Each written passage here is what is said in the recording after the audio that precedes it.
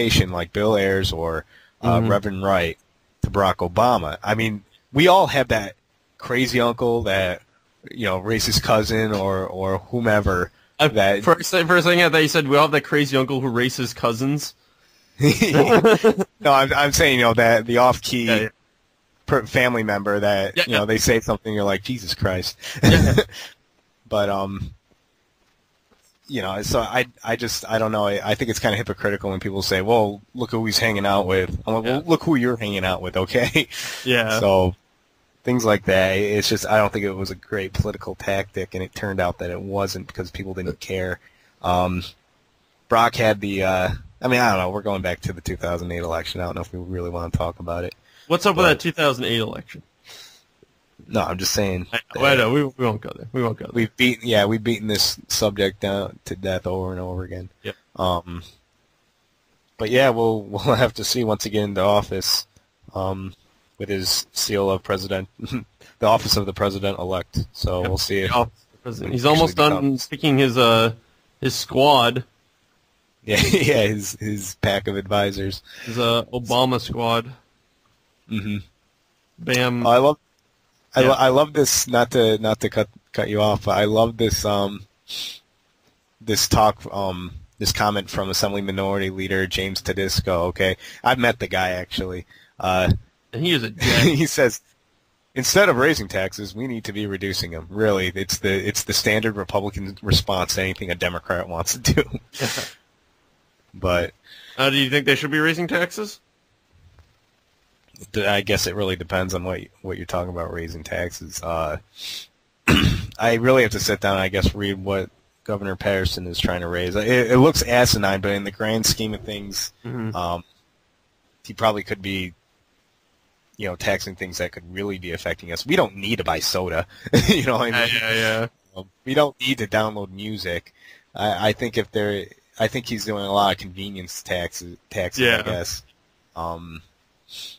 It's still frustrating, I guess, when you look at it, going, "Oh my God, he really wants to cut that. He really wants to do that." The thing that really just baffles me, like I said before, is cutting school aid, which I think a lot of people should be pissed off about. Yeah. But it doesn't seem he really cares. It has to pass the Assembly and the Senate, the state Senate, which it will. Paying for college is scary. Paying for college is like scary. when our kids grow up, like. I don't know. Like, I don't know what they're gonna do. Well, like being able to take out a lot of loans. Yeah, it's like ridiculous.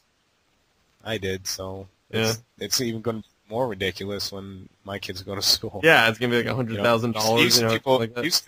It used to be people would take out 10-year loans. Yeah. Now to take out 20-year loans. Yeah.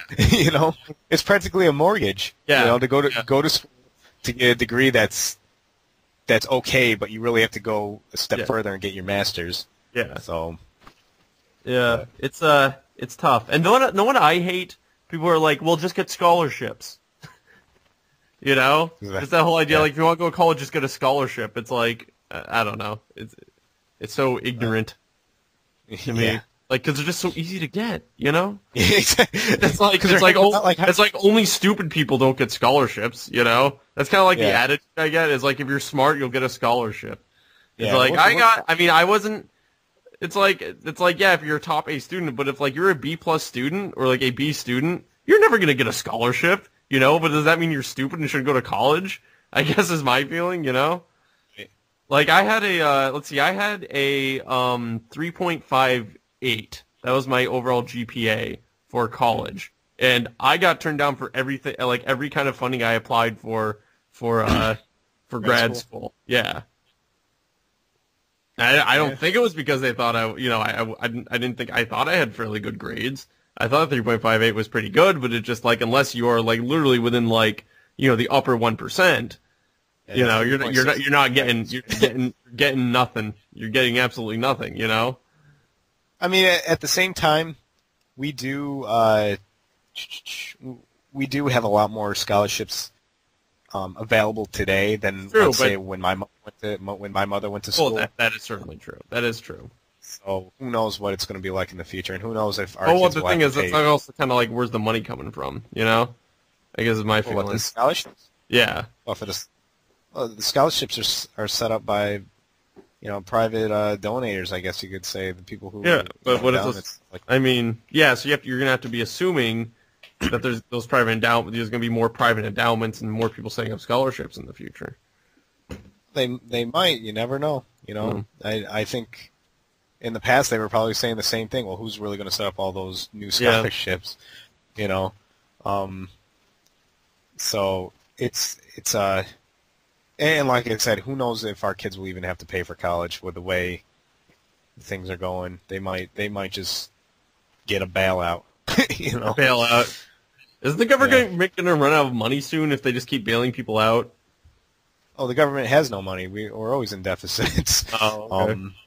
So I mean, that's why. Isn't it a good thing we didn't pass that law? I was talking to somebody about this. You can explain this to me more, because you're saying it was a good thing we didn't pass the law, which I guess was getting proposed, like in the 90s, that the budget would always have to be balanced, because if it was, you wouldn't be able to bail people out now. That, it's funny. I think when it comes to government passing laws and things like that, like in New York State, it's against the law to pass a late budget. Okay, yeah. It's always late. Yeah, but does anyone get in trouble for it? Yeah. Do the legislators get fined? No. Yeah. And really, if we find the legislators who get paid via the taxpayer, we're really just finding ourselves. Yeah. But yeah, I mean, I don't know. That's a good point. I don't know. I'd have to really look that up. I thought that was kind of the problem, because a lot of states sort of did pass this law. The budgets always had to be balanced, and because of that, they basically can't. They need bailouts from the government, because right. they can't go into deficit to pay off what's going on. They can't go into credit. Mm-hmm. Yeah. Yeah, I mean, it's kind of weird. At the same now what Obama's facing is that he has to take all these they're predicting now it's like $800 million or $800 billion or $1 trillion to stimulate the economy. You gotta make people go for it. Yeah, it's the money. I don't know what we're gonna do. They say that the economy will go up probably the soonest. The earliest expectation, I guess you could say, would be summer 2009. Yeah. So, see, I think it's going to see any turnaround. What's that? Before we see any turnaround. Yeah, before we see any turnaround. There's some people saying it's going to be 15 years. Yeah, I think that's more like it. Yeah. Yeah. Yeah. Seriously? So, yeah, absolutely. Wow. The economy just showing. I mean, a lot of people say that a lot of conservatives say, and it's because they're conservatives, that the economic prosperity of the 90s was thanks to Reagan. Okay, and take for what you want, but it's true in a sense that the economy always goes up and down, up and down. It does depend on what the leaders do in that period of time. Okay, right. You have to remember that. All right, all right. Okay. Okay. People have to remember though that Reagan had a Democratic Congress, Yeah. So it's not just him. It was also the Democratic Congress that had to pass these laws, that had to write these laws. Yeah. That affected what President Reagan wanted to do, and Bush and Clinton and all that. So, yeah, I guess that's anything from Crystal.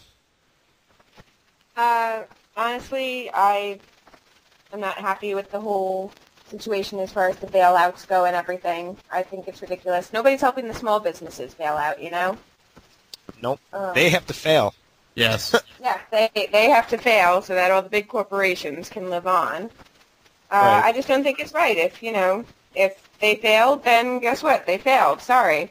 I don't think it's fair to give them a bailout. But at the same time, you also have to factor in a mega corporation is a mega corporation because they have, a bazillion people working for them. And if they just fail and they go under, that's a bazillion people out of work, which just damages the economy even more.